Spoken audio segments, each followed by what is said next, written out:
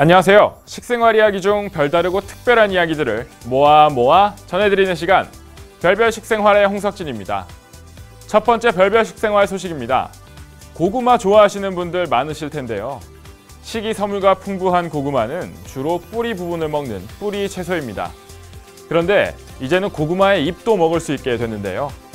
잎에는 철분과 베타카로틴, 비타민이 뿌리나 줄기보다 훨씬 많은데 호박잎처럼 쪄서 쌈으로 먹거나 살짝 데쳐서 말렸다가 물에 불려 볶아 먹기도 했습니다. 다만 그동안 극히 일부분만 이용되고 대부분 버려지고 있었는데요. 농촌진흥청이 고구마잎을 식품 소재로 이용하는 고구마잎 식빵 제조 기술을 개발했습니다.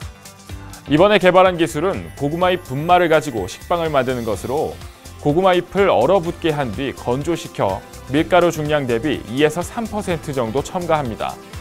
이 식빵은 밀가루 식빵보다 베타카로틴 함량이 80배 이상, 항산화 활성 정도는 7배가량 높은 것으로 나타났습니다.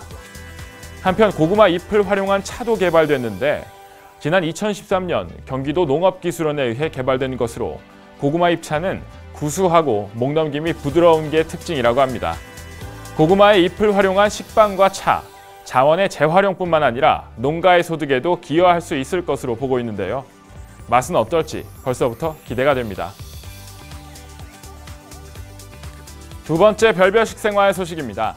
급식은 한두 명이 아닌 많은 사람들의 식사를 책임지고 있습니다.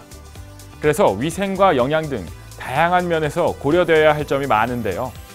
특히 급식을 받는 어린 학생을 대상으로 할 때는 이들이 야채와 채소를 골고루 먹을 수 있도록 영양적인 면에 있어서 더욱 중시해야 합니다. 미국에서는 2012년 어린이 비만을 퇴치하기 위해 학교 건강급식법을 도입했는데요. 이는 학교 급식에 채소와 과일 등의 다양한 건강식품을 의무적으로 늘리는 것입니다. 미국 터프트 대학에서는 이러한 어린이 급식과 건강에 대한 연구를 진행하며 도입 전후로 초등학교 급식 모습을 각각 살폈는데요. 버려지는 음식물 쓰레기의 양만 늘어나고 건강적인 면에서는 효과가 없는 것으로 밝혀졌습니다. 어린이들이 선택한 채소와 과일의 양은 도입 전 평균 0.69컵에서 0.89컵으로 늘었는데요. 가져온 음식을 먹는 양은 0.51컵에서 0.45컵으로 오히려 줄었습니다. 선택이 아닌 의무가 되어 어쩔 수 없이 채소와 과일을 가져온 것인데요. 즉 기름지고 자극적인 음식에 익숙해져 있던 아이들의 입맛에는 맞지 않는 것이 원인으로 지적되고 있습니다. 하지만 연구진은 건강급식 프로그램을 추진하는 데 있어 포기해서는 안 된다고 밝혔는데요. 어린이들이 채소나 과일과 친근해질 수 있도록 하기 위한 환경을 만들어줘야 한다고 말했습니다. 국내에서도 어린 학생들의 식생활 개선을 돕는 다양한 프로그램들이 많은데요. 어른들의 꾸준한 관심이 향후 아동들의 건강한 식생활 습관을 만들어줄 수 있습니다.